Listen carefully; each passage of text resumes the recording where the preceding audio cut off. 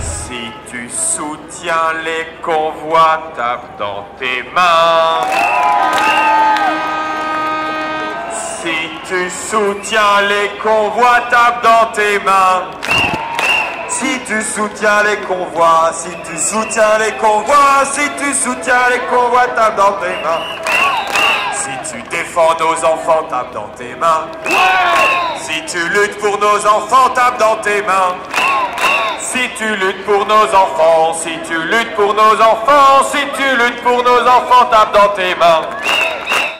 C'est la liberté, c'est l'unité, c'est la vérité, c'est la résistance, c'est vous les nobles gens de France.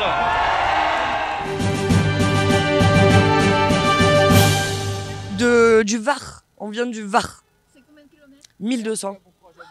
1200? 1185 exactement. Quelle est votre motivation? Les enfants. Mes enfants et tous les enfants, notamment, en priorité. Mais pour nous tous, pour la planète entière, pas que pour les Français, pas que pour moi, pas mes enfants, pour tout le monde. Là, c'est urgent, ça devient grave, très grave. Et est-ce que vous avez rencontré des difficultés en venant ici? Pas trop. On est plutôt rentré facilement dans Paris, malgré le blocage de Darmanin. On lui avait dit que les femmes, on y arriverait, on y arrivait, et on est arrivé à l'Arc de Triomphe et on est assez fiers.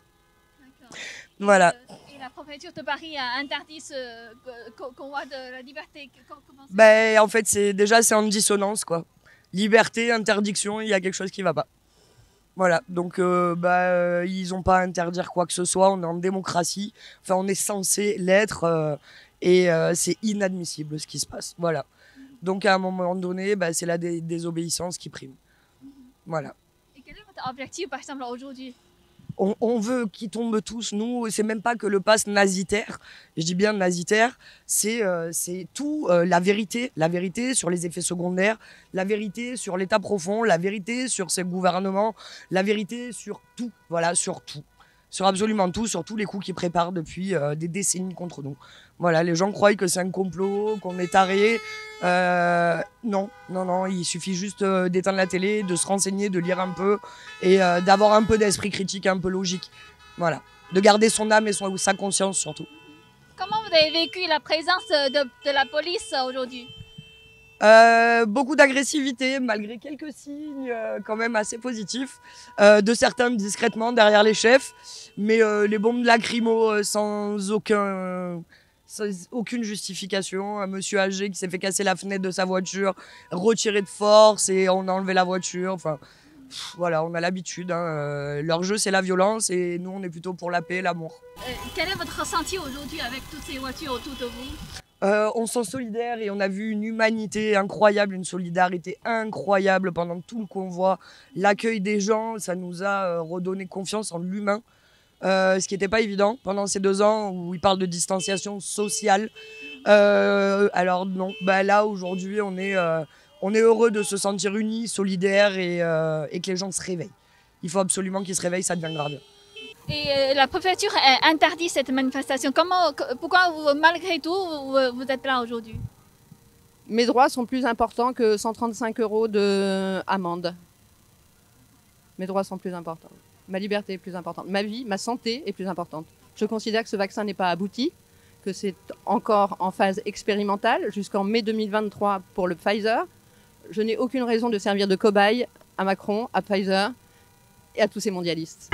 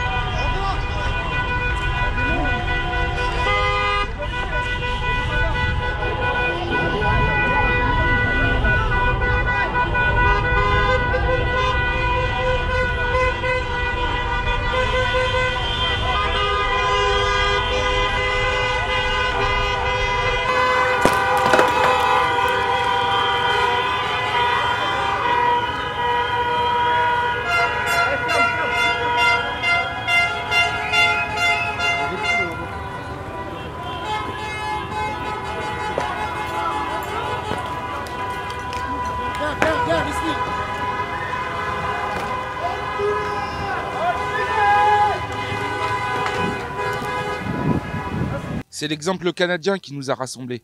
Il y a 3 ans, on a bougé, on a fait des choses. Ça a manqué de coordination. Ce qui s'est passé au Canada, ils se sont coordonnés dès le départ, ils ont fait les choses parfaitement bien. Et aujourd'hui, on veut reproduire la même chose à la française. Et la française, c'est d'être là maintenant, à Paris, et demain ou après-demain à Bruxelles, ou là où il faudra être. Je ne peux pas vous dire encore. Demain, vous allez en Belgique. Ben, on ne sait pas, soit dans 1 heure on part en Belgique, soit demain. Y a pas de... Oui, il y a un objectif qui était d'être dimanche soir sur Bruxelles. Mais maintenant, ça peut changer à tout moment. C'est le jeu du chat et de la souris. Voilà. Vous avez eu des difficultés en venant ici? Aucune. Aucune. Franchement, aucune. On est organisé, on est en radio avec tout le monde et on sait par où passer. On sait ce qui se passe. En fait, on fait croire aux gens qu'on est perdu, on est éparpillé partout, mais en fait, on sait exactement où on est. Et c'est ça ce qui est beau, c'est qu'on sait où on est. Pour vous, ce mouvement va prendre l'ampleur? Alors, ce qu'il faut juste savoir, c'est qu'on a une réserve de 5000 personnes qui sont du côté de Fontainebleau. On a des poids lourds qui sont en train d'arriver. On a des tracteurs qui sont en train d'arriver. Ils sont annoncés sur le périphérique Porte d'Auteuil. Voilà, ils arrivent. Ils arrivent. Là, on va faire le siège ce soir. J'espère que vous avez une toile de tente. Votre souhait? Ah, mon souhait, c'est de vivre en pays libre, vivre en homme libre, laisser à mes enfants un pays libre. C'est ça que je veux en fait. C'est ça que je veux. Moi, c'est trop tard pour moi. Mais mes enfants, ils ont encore des belles années devant eux et ils doivent vivre en liberté. Et pour l'instant, ce qu'on nous promet, c'est juste de la dictature. De la dictature dissimulée aujourd'hui, mais demain qui sera bien à visage découvert. C'est ça qui va arriver là. Vous venez de quelle ville? La province, hein. Je suis à 120 km de Paris. Alors, quel est le but de votre déplacement? Le but, récupérer notre liberté, enlever tous ces dictateurs et puis arrêter toutes ces conneries. Un jour le pass, le lendemain le plus le pass, après le vaccin, plus le vaccin. On en a marre quoi. Et puis c'est surtout pour nos enfants. Qu'on laisse une belle société à nos enfants, qui retrouvent leur liberté. Voilà, c'est tout. Et la préfecture interdit cette manifestation? Ah, mais on manifeste pas, nous on se promène. Alors, il y a des... Elle n'est pas interdite. Hein. Elle est déclarée, mais elle n'est pas interdite. Et ils ne supportent pas ça. Qu'on fasse des choses qu'ils n'aiment pas eux. Donc voilà, c'est pour ça. Est-ce que vous avez eu des difficultés en venant ici? Nous, pas du tout. Nous, on est rentrés dans Paris tranquille. Non, pas aucun problème, aucun contrôle, rien du tout. C'était bien. Ok. Et quel est votre ressenti maintenant avec toutes ces voitures? Beaucoup de solidarité et beaucoup de gens qui enfin se dévoilent, qui pensaient être seuls. Et là, on s'aperçoit qu'on est beaucoup à en avoir ras-le-bol. Et ça, c'est bien. C'est de la solidarité.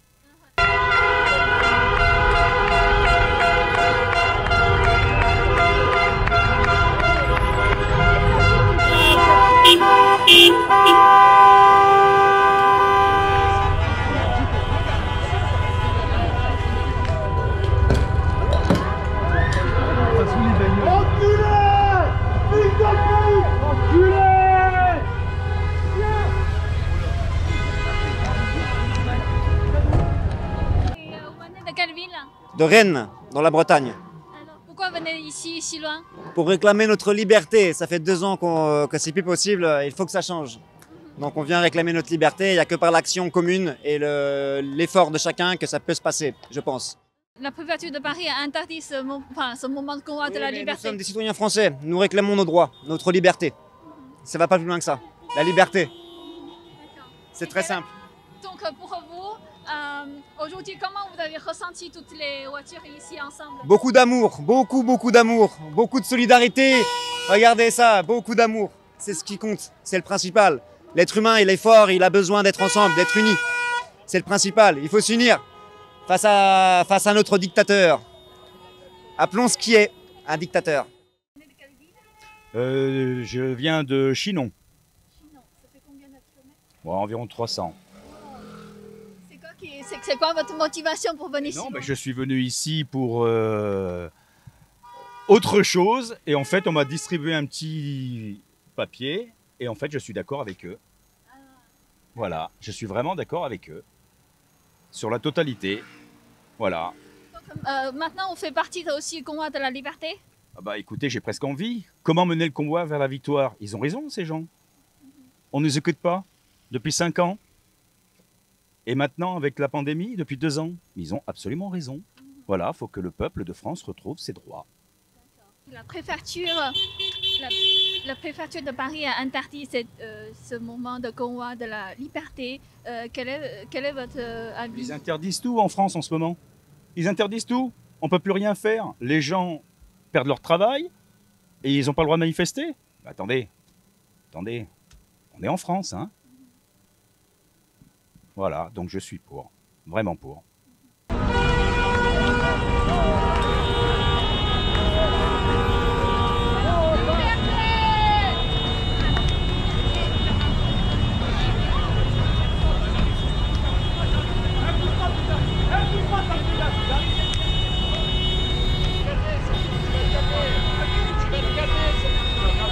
Donc je suis content d'être ici avec toute cette délégation. Je suis parti d'Espagne pour aller à Perpignan, ensuite j'ai été à Avignon, ensuite à Toulouse, ensuite jusqu'à Bordeaux.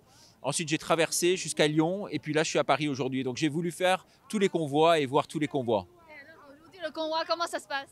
Bah aujourd'hui, les gens sont complètement bloqués partout dans Paris, où ils ont fermé vraiment tous les accès à Paris, ils ont fermé les lignes de métro, le RER, et ils essayent d'isoler les gens comme ça pour créer des petits noyaux. Et on voit que la police est complètement débordée et ils envoient vraiment des gaz aujourd'hui. C'est très très violent, hein. Les gens sont vraiment dans un état de choc pas possible, quoi. Comment vous voyez l'évolution? Comment vous voyez l'évolution en France avec ce mouvement? Bah, je sens que le mouvement est en train de se radicaliser considérablement. C'est-à-dire qu'aujourd'hui, il y a toute une frange de la population qui ne peut pas accepter. Ils étaient gentils jusqu'à présent, hein. Ils rentraient le soir après les manifs. Là, ils veulent rester. Donc ils vont camper, ils vont rester, ils vont faire une sorte d'état de siège. Et ils ne veulent pas lâcher, ils ne veulent rien lâcher. On ne lâchera rien aujourd'hui, puisque je pense que c'est très important. Et le policier, pourquoi tout à l'heure il pousse tous les manifestants vers derrière? Ben, on sent que la police aujourd'hui répond aux ordres du préfet de police de la ville de Paris, qui est un ami de Macron. Et donc aujourd'hui, la police fait tout pour essayer de nous isoler et pour nous décrédibiliser. Et on sent qu'il y a une ambiance qui est très très tendue ici, en plein cœur de Paris. Ouais. Et justement, le mouvement, les convois de la liberté, est-ce qu'aujourd'hui, c'est ça le vécu là, ils sont arrivés? Oui. Les convois de la liberté, ben, ils reçoivent un accueil partout en France incroyable, quoi, dans tous les villages de France, dans toutes les villes de France. C'est vrai qu'on sent qu'il y a un soutien populaire sans précédent. Vraiment, les gens sont derrière nous, la population française est derrière nous. Bon, il y a pour l'instant la police qui n'a pas encore tourné Kazakh, mais j'espère qu'un jour ou l'autre, la police prendra conscience de ce qui se passe aujourd'hui en France et qu'ils seront de notre camp. Et ça, on attend ça avec impatience. Et selon vous, est-ce que les convois de la liberté vont prendre l'ampleur? Bah, on pense que franchement, c'est du même acabit que les Gilets jaunes au début. Après, nous, on a relayé ça avec nos manifs du samedi aussi, qui ont beaucoup d'impact, hein, puisque partout en province, il y avait énormément de monde. Je me souviens, cet été à Marseille, Nice, Toulon, tout ça, c'était bourré de monde. On a l'impression que toute la ville était dehors. Il fallait un nouvel élan, et je pense que cet élan est venu du Canada et est arrivé en France aujourd'hui, effectivement. Selon le discours du président Macron, normalement, le gouvernement français va quand même assouplir toutes les mesures sanitaires. Quel est votre avis? Bah oui, mais il les assouplit, c'est trop facile, à quelques semaines des élections, pour essayer d'acheter une nouvelle fois le peuple. Ce type-là n'a aucune crédibilité aujourd'hui, on n'en veut plus tout simplement. Et donc on sait qu'on ne peut pas avoir confiance en lui. Il va lever les mesures, il va lever le pass, et dès qu'il va être élu, il va remettre ça sous une autre forme. Peut-être le pass écologique, par exemple, dont on parle beaucoup. Mais aujourd'hui, il y a à la fois la lutte contre le pass, la lutte contre nos libertés, et également contre le pouvoir d'achat, puisque ça, il est vraiment aujourd'hui très abîmé, avec un diesel, l'essence qui est quasiment à 2 €. Je ne sais pas si vous vous rendez compte, seuls les riches maintenant vont pouvoir avoir accès véritablement à leur moyen de transport, à la voiture, qui est quand même la base de tout pour circuler. Donc les revendications, c'est l'ensemble, c'est quoi selon vous? Eh bien, les revendications, c'est ça, elles sont d'ordre politique, elles sont d'ordre social, elles sont bien sûr autour de la liberté, ça on l'imagine bien, et puis elles sont pour la liberté d'expression et surtout pour le droit pour nos enfants. Je pense que si on se bat, si on est là, si tout ce monde est là, prend des risques, parce qu'il y en a qui se font gazer, vous les avez vus tout à l'heure, il y en a qui se font embarquer, on en a vu d'autres. et des voitures qui sont aujourd'hui aux portes de Paris, qui sont embarquées aussi par toutes les mesures de sécurité. Si on fait ça, c'est vraiment pour nos enfants. Et on se bat pour nos enfants. Moi, j'ai la chance d'en avoir 5. Et je sais que mes enfants aujourd'hui, j'ai envie de leur laisser une belle image d'un père qui s'est battu pour eux. Si tu soutiens les convois, tape dans tes mains. Si tu soutiens les convois, tape dans tes mains. Si tu soutiens les convois, si tu soutiens les convois, si tu soutiens les convois, tape dans tes mains. Si tu défends nos enfants, tape dans tes mains. Si tu luttes pour nos enfants, tape dans tes mains. Si tu luttes pour nos enfants, si tu luttes pour nos enfants, si tu luttes pour nos enfants, tape dans tes mains. Si tu veux que Macron dégage, tape dans tes mains.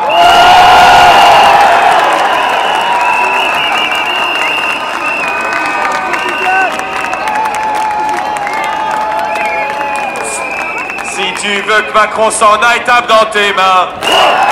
Si tu veux qu'il s'en aille, si tu veux qu'il parte très loin, si tu veux plus de Macron, tape dans tes mains. Le convoi de la liberté, mais malheureusement ce convoi a été bloqué par les prises de position du gouvernement français qui l'interdisent. Donc je ne sais pas si aujourd'hui on verra beaucoup ce convoi apparaître à Paris.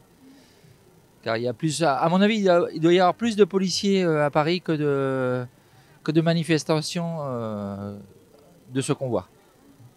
Je viens du sud de l'Espagne. Oui, il n'y a plus de passe sanitaire, il n'y a plus rien, il n'y a absolument plus aucune mesure de restriction. Voilà, ils ont tout supprimé en Espagne, comme en Finlande, comme au Danemark, comme en Angleterre, comme beaucoup de pays. Là, quand on voit par exemple des policiers mobilisés à 7800, je crois que j'ai entendu parler dans Paris, ils ont peur de quoi? Ils ont peur que les gens se débordent, sachant que tous ces convois qui s'annoncent annoncent juste être pacifiques et juste demander le retrait du pass, rien d'autre. Les convois de la liberté sont bloqués, sont interdits en tout cas aujourd'hui. Ils sont bloqués, il y en a même, j'ai entendu parler, qui ont été verbalisés parce qu'ils avaient un simple drapeau français, donc ils ont été verbalisés au motif de manifestation interdite. En quoi c'est une manifestation de porter un drapeau français sur soi? Je vois pas de ce qu'il y a de logique. Ils ont peur de quoi en fait en nous voyant avec un drapeau français? Il n'y a rien de logique dans tout ce qu'ils font. On comprend même pas qu'il ait été bloqué. Ça, c'est inadmissible. Ils sont pacifistes. Il n'y a aucune méchanceté, aucune menace, rien. C'était pacifique. Là, franchement, c'est une énigme. Pourquoi les bloquer si c'est pacifique? Quel est l'intérêt? Et en plus d'envoyer des blindés. Ils nous envoient des blindés pour une manifestation pacifique. Faut le faire. Hein. On a envoyé moins d'artillerie lourde pour les terroristes. Ça aussi va falloir m'expliquer parce que dans le coffre, les gens, ils n'ont pas des kalachnikovs, hein, ils ont des drapeaux bleu, blanc, rouge. Donc au bout d'un moment, il faut arrêter un petit peu le cinéma. Pour les terroristes, il y avait moins d'effectifs en place. On n'a pas vu les blindés comme ça. Et pourtant, c'était grave. Donc là, le cinéma, basta. Parce que là, aujourd'hui, normalement, il y a le convoi de la liberté, mais c'est interdit par la préfecture. Ouais, mais ça, alors, si vous savez toutes les manifestations qui sont interdites et qui sont faites, là, à mon avis, déjà les convois de la liberté, bon, ils en ont arrêté quelques-uns, mais ils ne pourront pas arrêter tout le monde. Hein. Donc les gens vont venir quand même. En France, on parle beaucoup de démocratie, mais on ne l'applique pas beaucoup, hein, la démocratie. Là, c'est pas normal qu'on empêche les gens de circuler avec des convois de la liberté. Je vois d'autres pays, l'Australie, que ce soit le Canada ou d'autres pays en Europe, on n'empêche pas les gens de circuler, quoi. Ici, ce qu'on propose, c'est de mettre des blindés, quoi. C'est particulier. Dans la Constitution française, on n'a pas le droit d'empêcher les gens de manifester. C'est un des articles de la Constitution. Donc là, quelque part, quand on interdit, surtout s'il n'y a pas de désordre et s'il n'y a pas... je ne vois pas pourquoi on interdit, quoi. Vous venez de Toulouse. On est monté à 2 voitures avec une superbe solidarité, tous unis pour la liberté. Voilà. Vous avez pris combien de temps pour venir? On est parti jeudi après-midi. On est passé à 2 contrôles de gendarmerie hier soir. On est passé à travers les faux travaux qui avaient été mis en place. Et on est arrivé hier soir à 10h. Voilà. Et quel est votre objectif aujourd'hui? La liberté, voilà, dénoncer le mensonge, la manipulation, la corruption et la trahison du peuple.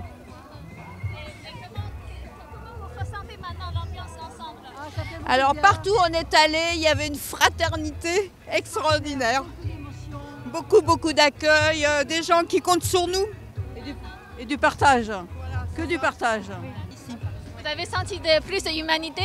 Ah, c'est extraordinaire, extraordinaire. Complètement. Là, les gens, ils sont vraiment dans la fraternité. Et c'est tous unis pour la liberté.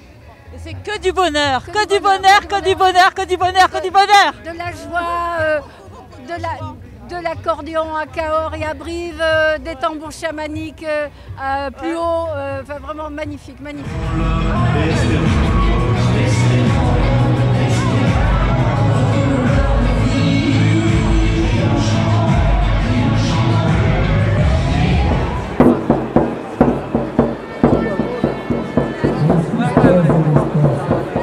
Je suis médecin suspendu là depuis le 15 septembre. Ouais, c'est long, 5 mois. 5 mois parce qu'on nous empêche de prescrire.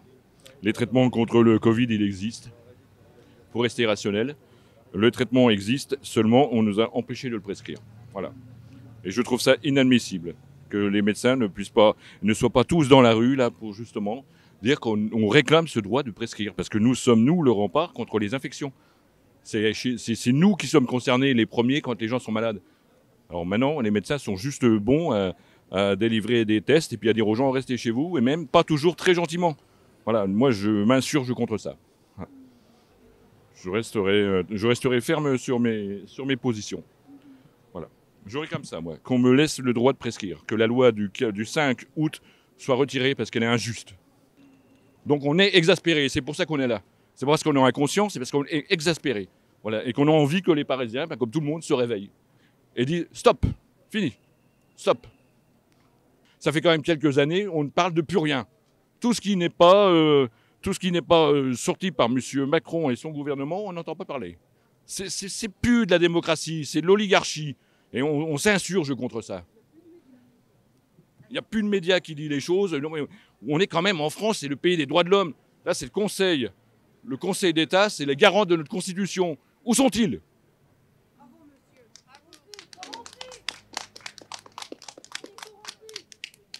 Depuis le 15 septembre, je suis complètement suspendue.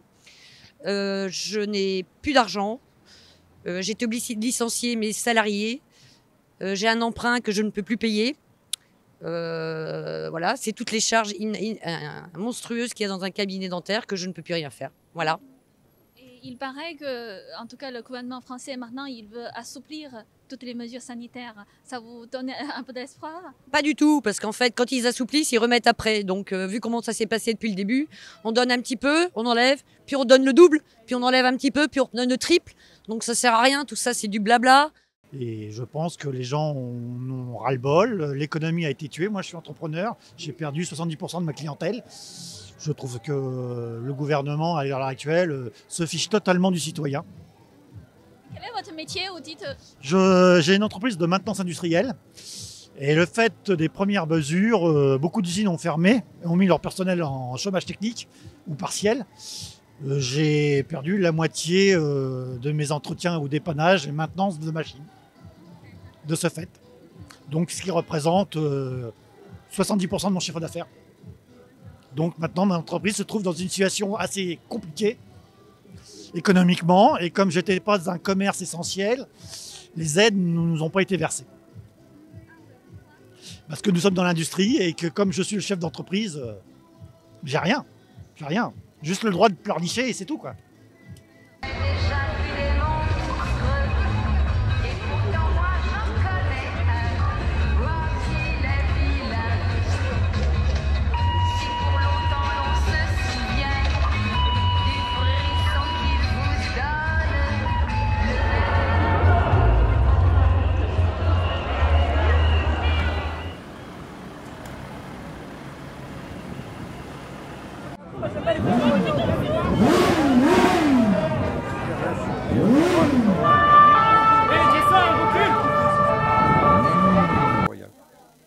Qu'est-ce que vous attendez du gouvernement français? Rien. J'attends rien du gouvernement français. J'espère qu'on peut contribuer, je dirais au contraire, à faire un nettoyage de toute cette caste dirigeante et après d'aller vers un avenir préférable pour l'ensemble de la population. Voilà ce que j'espère. Mais j'attends rien du tout du gouvernement. Je pense que depuis quelques semaines, sans dire qu'il est en panique, il est sur la défensive et que c'est une première étape et que ici on a des perspectives d'élection. Ma compréhension, je ne sais pas si elles se tiendront et si elles se tiennent, je ne sais pas quelle conformation ça va avoir, ni si dans le cadre des élections ça peut déboucher. Mais je pense qu'en plus, il faut remettre ça dans un contexte international, notamment sur ce qui se passe aux États-Unis, à mon avis, qui me semble essentiel.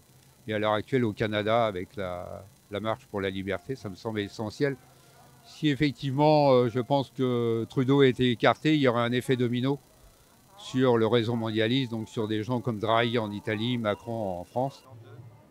Tout ce qui est passe sanitaire, tout ce qui est passe vaccinal, en fait, finalement, ça se rapproche beaucoup de ce qui se passe en Chine avec le crédit social. C'est-à-dire que si votre crédit social est en rouge, vous ne pouvez plus rien faire en Chine. Vous n'avez même plus le droit de faire un prêt, vous n'avez même plus le droit de prendre un appartement dans tel endroit de Beijing, ou de n'importe quel autre canton de Chine. Vous devez vivre comme un paria, comme limite un homeless. Et c'est en fait le combat, que ce soit en Chine ou en France, c'est un combat qui vaut la vie, qui vaut d'être vécu. Et je pense que moi j'ai beaucoup d'admiration pour le peuple chinois qui malheureusement est obligé de vivre avec des contraintes de dictature chez vous, parce que j'ai de la famille qui est cambodgienne aussi. Et je trouve que qu'on soit en France ou qu'on soit en Chine ou qu'on soit n'importe dans quel autre pays du monde, en fait, il faut combattre ces gouvernements qui nous empêchent de vivre comme on veut. Il y en a plein qui veulent supprimer le PCC.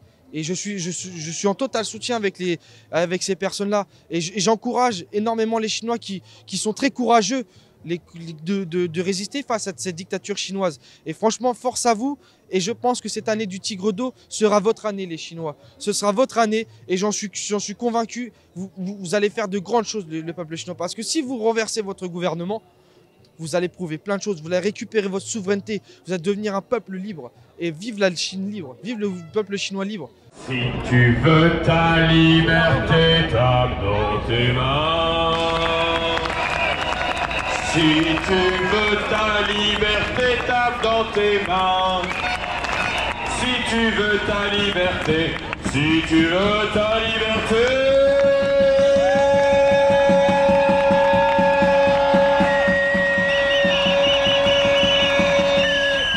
Si tu veux ta liberté, tape dans tes mains.